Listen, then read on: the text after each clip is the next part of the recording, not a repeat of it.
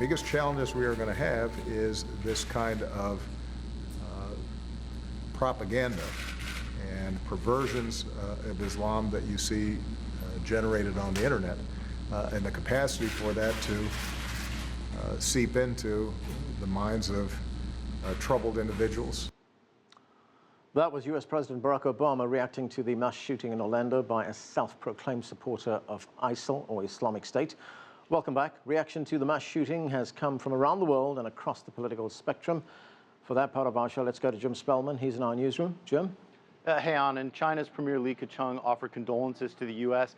after the attack, saying China opposes all terrorism. Iran's foreign minister condemned the attack. Russia's President Vladimir Putin called the attack barbaric, and U.S. allies around the world also condemning the attack. Here in the U.S., the attack has become a political flashpoint between presumed U.S. presidential nominees. That would be Republican Donald Trump and the Democrat Hillary Clinton. Trump accused Clinton of downplaying the threat of terrorism, calling her out for not using the words, quote, radical Islam. Clinton has now begun using that language, and she struck a more hardline tone in a speech Monday, saying jihadist groups would like to, quote, take us all back to the Stone Age. Trump renewed his calls to block Muslims from entering the United States. Clinton rejects that idea.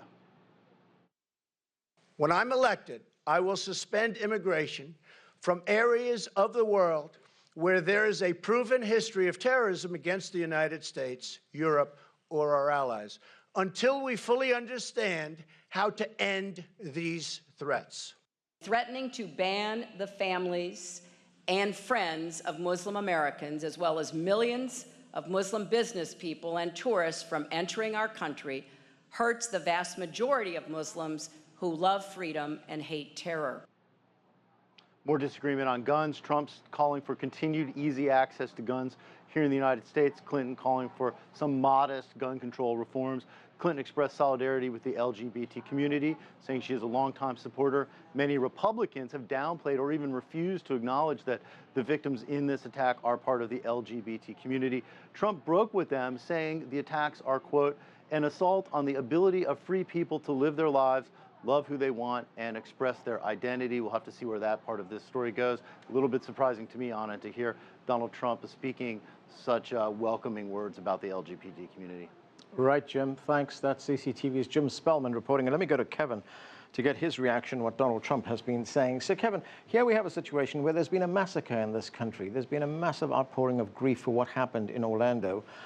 And we're hearing a politician like Donald Trump, use this for his own political agenda here, saying that he's a better friend of women and the LGBT community than Hillary Clinton. He also says at the same time that his actions against Muslims is just because of that, because they don't share American values.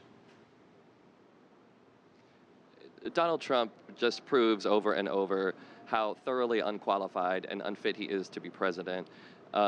Where to begin unpacking that? I mean, first of all, as far as being a friend to the LGBT community, he has already said that he would nominate Supreme Court justices who would overturn the marriage equality ruling. He supports religious freedom bills. He opposes the Equality Act. I could go on and on. He has promised to undo President Obama's executive orders that have banned discrimination in the federal workforce and among federal contractors. It's a long list of promises he's made to undermine and roll back the progress that we have made under this president. As far as what he said about Muslims, he is so naive. He is playing right into the hands of the terrorists, and this is exactly what terrorists like bin Laden and others have openly said that they wanted to do, was to create this sort of us versus them paradigm, this, the West versus Islam. And what Trump is doing is playing into that and helping it to come into be.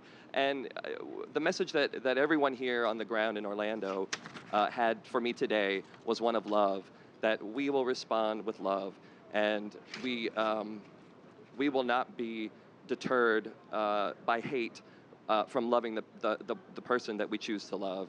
And that's how we'll overcome this, and not with bans and not with hate speech. Right, Haroon, go ahead. Just to add to what Kevin is saying, I mean, Mr. Donald Trump is going to ban Muslims from all over the world to come to the United States. I, as a Muslim in Toronto, may not be welcome in the United States. I would welcome that because I would not want to go to the United States led by Trump, but forget all of that. This man, this murderer, was born in the United States. He was a New York man who got radicalized and who bought the guns that the American Constitution allows him to buy. What are we talking about? We are so divorced from reality. Sitting in Toronto, in Canada, one looks at our friends in the United States and say, have they gone bonkers? Have they taken leave of reality? What is happening here? They want to blame, they want to fan homophobia on the one hand, then they keep quiet. Then they want to fan Islamophobia, then they keep quiet. They don't want to deal with the reality of gun control and what needs to be done. Second, none of the Republicans, not Mr. Trump, anyone wants to talk about where did ISIS come from? ISIS is the direct result of George W. Bush's invasion of an occupation and total crumbling of Iraq, which is where ISIS was born. Americans don't want to talk about it either. So, you know, I mean, it's easy to blame Muslims, it's easy to blame gays, it is easy to blame everyone else, but to look inside their own conscience and see what is happening in the United States, it's extraordinary. We really are stunned at what is happening in the United States. I want to read, you know, to uplift all of us. I'm sitting in Toronto here. Rob Oliphant, who is a openly gay member of Parliament of Canada, elected from one of these constituencies in Toronto. Yesterday, he tweeted, I am an openly gay MP elected by the largest Muslim community in Canada. And that has been retweeted 3.5 million times since yesterday and has had 3.7 million likes. Look at the stark difference in Toronto and what is happening in the United States. I say that in great sadness as a friend of America.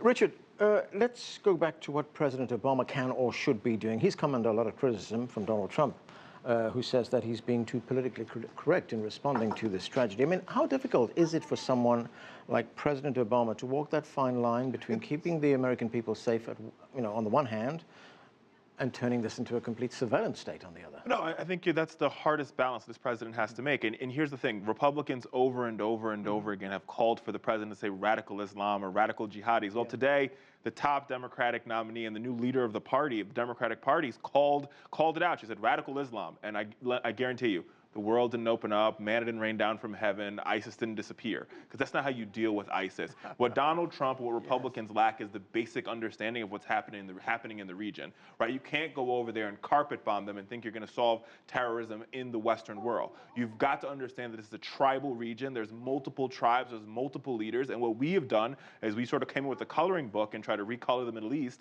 and this is the impact of it, right? But that doesn't speak to what happened at Pulse nightclub. That's not the only thing we did. No, that's not the only thing we did. Since the 2000 invasion of Iraq, that whole invasion occupation has led to the death and killing of 1 million Iraqi innocent civilians. Right. That's not a joke. 4 million Iraqis have been displaced. That's not the only thing. Then in next door country in Syria, where this Bashar Assad has been massacring his own people, 250,000, this is one of the greatest failures of the Obama administration, that we have refused to lift a finger. It's not our problem. No, I agree. It's not our problem. Let them die. Then what happens if 5 million Syrians or thereabouts turn up on the doors of Europe, and we have a wave of xenophobia in Europe? And that's I completely agree with that, and I think what Donald Trump will do is he'll continue to double down on that. I think what he's asking for, what he said in that speech today, I would argue is close to what Rwanda-style discrimination or Japanese internment camps discrimination. Excuse me.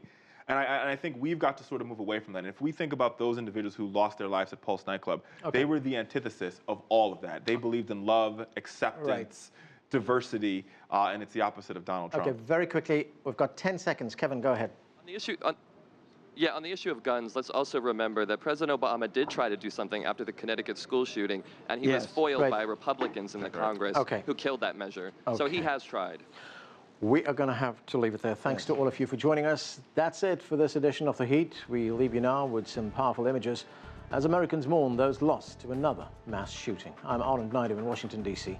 Thanks for being with us.